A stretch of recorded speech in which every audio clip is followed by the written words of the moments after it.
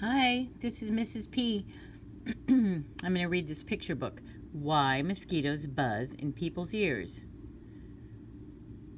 by, I'm not sure I can pronounce this name, by Verna Ardema. Oh, I guess that's not that hard. Pictures by Leo and Diane Dillon. Why do mosquitoes buzz in people's ears? Look at these are kind of interesting drawings, but here's a mosquito right by that guy's ear. And he's thinking like, don't bite my ear. Dial books for young readers. Publishers are in New York. Why Mosquitoes Buzz in People's Ears, a West African tale retold by Verna Ardema, and pictures by Leo and Diane Dillon. Okay, so let's see. I'm going to show you the pictures, and the text is pretty small, so I'll just read it, show you the pictures. One morning, a mosquito saw an iguana drinking at a waterhole. The mosquito said, "Iguana, you will never believe what I saw yesterday." "Try me," said the iguana. The mosquito said, "I saw a farmer digging yams that were almost as big as I am." Whoa. "What's a mosquito compared to a yam?" snapped the iguana grumpily. "I would rather be deaf than listen to such nonsense." Then he stuck 2 sticks in his ears and went off, mick, mick, mick, mick, mick, through the reeds. Okay, this is weird. Here's the iguana, just going away. The iguana was still grumbling to himself when he happened to pass by a python. The big snake raised his head and said, "Good morning, iguana." The iguana did not answer, but lumbered on, bobbing his head. Bataman, bataman, bataman. "Now, why won't he speak to me?" said the python to himself. "Iguana must be angry about something. I'm afraid he is plotting some mischief against me." He began looking for somewhere to hide. The first likely place he found was a rabbit hole, and in it he went. Was-a-woo, was-a-woo, was-a-woo. When the rabbit saw the big snake coming into her burrow, she was terrified, and she scurried out through her back way and bounded critic, critic, critic across a clearing. See, there's the snake going into the hole, and the bunny's thinking, yeah, we're turning around, we're leaving. That's not a good idea at all.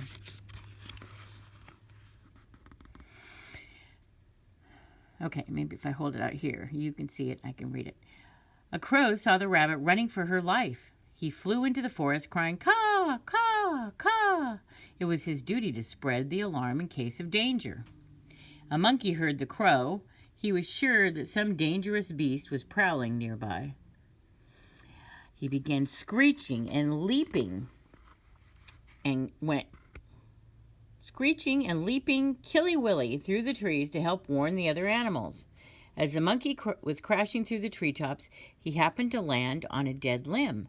It broke and fell on the owl's nest, killing one of the owlets.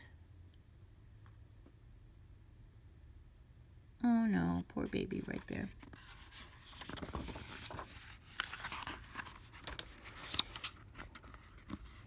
Mother Owl was not at home, for though she usually hunted only in the night, this morning she was still out searching for one more little tidbit to satisfy her hungry babies. When she returned to the nest, she found one of them dead. Her other children told her that the monkey had killed it. So sad, so sad, so sad. All that day and night she sat in her tree, and she just was sad. The night grew. No, now it was Mother Owl who woke up the sun each day so the dawn could come. But this time, when she should have hooted for the sun, she did not do it. The night grew longer and longer, and the animals of the forest knew it was lasting much too long. They feared that the sun would never come back.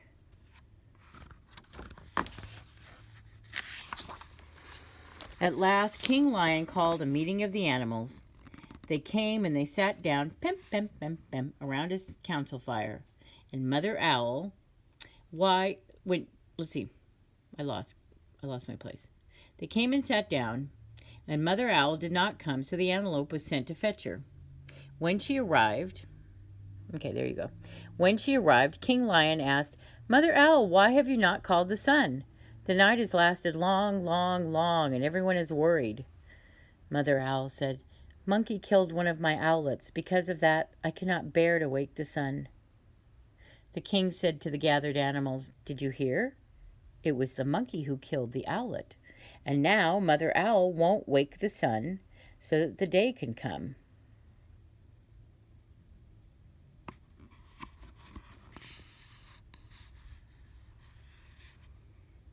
It's a very sad thing, don't you think? That's what she's thinking. She's thinking that the monkey did it on purpose, and so they're all kind of a little bit mad. I think it looks like that, but that wasn't the case. Uh-oh. And now they're kind of all mad at the monkey, and they found the monkey. And the monkey's like, "I don't even know what's going on exactly."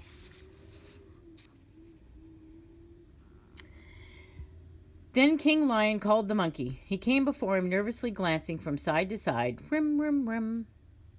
"Monkey," said the king, "why did you kill one of Mother Owl's babies?"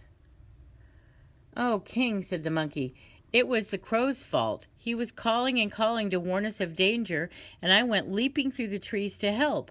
A limb broke under me, and it fell, ta, on the owl's nest." The king said to the council, "So it was the crow who alarmed the monkey who killed the owlet. And now Mother Owl won't wake the sun so that the day can come." How is this going to get back around to the mosquito, I wonder? These are great drawings, don't you think?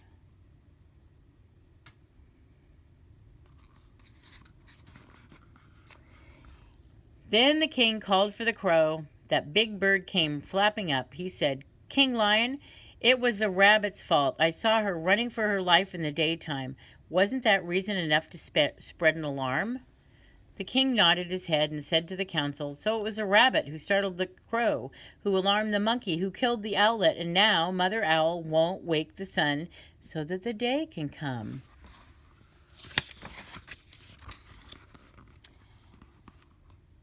Then King Lion called the rabbit. The timid little creature stood before him, one trembling paw drawn up uncertainly.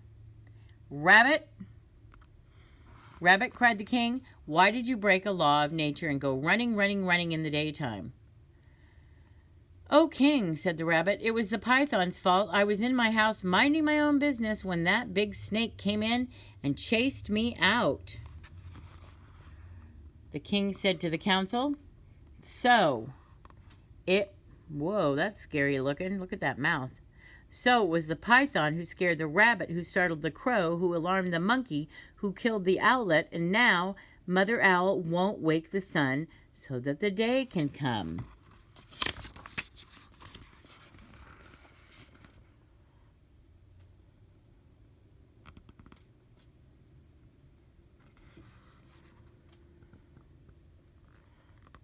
Oh my goodness. King Lion called the python, who came slithering wassa-woosu past the other animals. "But king," he cried, "it was the iguana's fault. He wouldn't speak to me, and I thought he was plotting some mischief against me. And when I crawled into the rabbit's hole, I was only trying to hide." The king said to the council, "So it was the iguana who frightened the python, who scared the rabbit, who startled the crow, who alarmed the monkey, who killed the owlet, and now Mother Owl won't wake the sun so that the day can come."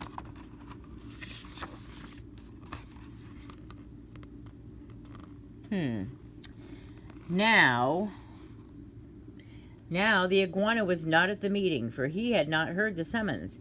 The antelope was sent to fetch him. All the animals laughed when they saw the iguana coming. Badamin, badamin, badamin, with the stick still stuck in his ears. Oh my gosh, that's so silly.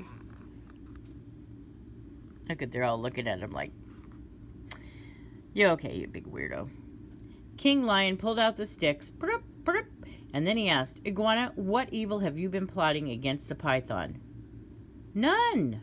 None at all," cried the iguana. Python is my friend."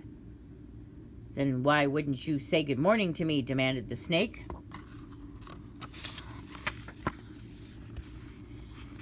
"I didn't hear you.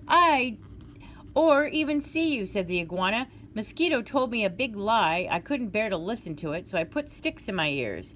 "Nyik, nyik, nyik," laughed the lion. So that's why you had sticks in your ears?" "Yes," said the iguana. "It was the mosquito's fault." King Lion said to the council, "So it was the mosquito who annoyed the iguana, who frightened the python, who scared the rabbit, who startled the crow, who alarmed the monkey, who killed the owlet, and now Mother Owl won't wake the sun so that the day can come."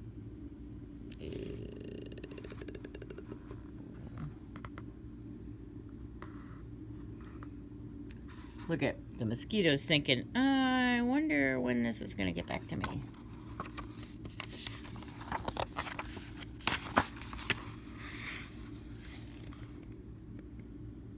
"Punish the mosquito! Punish the mosquito!" cried all the animals. And when Mother Owl heard that, she was satisfied. That's a lynching mob right there. She turned her head and toward the east and hooted, "Hoo, hoo, hoo!" And the sun came up. It's starting right there. Meanwhile, the mosquito had listened to all from a nearby bush. She crept under a curly leaf stem and was never found and brought before the council. But because of this, the mosquito has a guilty conscience. To this day, she goes about whining in people's ears. "Zzz, is everyone still angry at me?" And when she does that, she gets an honest answer.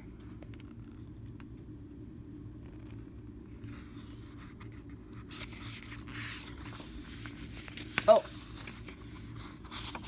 And the honest answer is kapow! And that is the end of how or why mosquitoes buzz in people's ears. That was a silly little tale, huh? Okay, see you later.